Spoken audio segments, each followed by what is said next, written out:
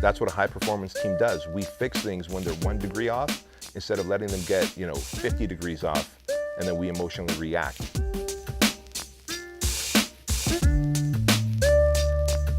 It should all start with a vision, right? I mean, you should have a vision. My vision's always been to wake up every morning and know that there's 100 million people worldwide using the services that I created, especially the health and fitness services, because there's all types of services. But I had no vision before. People ask me, Bedros, so how many Fit Body Boot Camps do you want?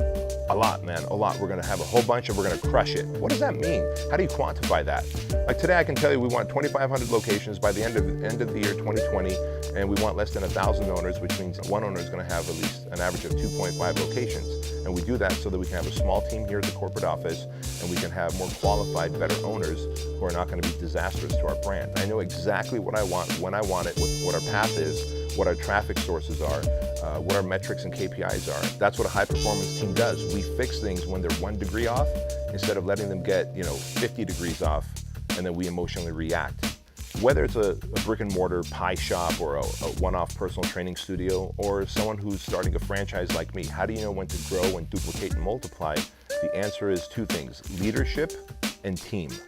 In other words, if you are a great leader, and no one is born a great leader, by the way. If people say, gee, that person was born a great leader. No, the argument is they were born with great self-esteem and great self-image, so they're not approval-seeking and they're not needy and they're not looking for validation, and therefore they feel free to have ideas and to lead people without feeling like they have to seek their approval.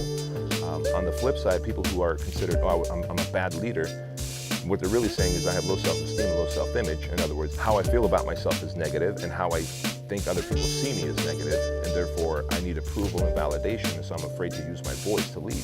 So there is no good leader or born leader, there's just a developed leader.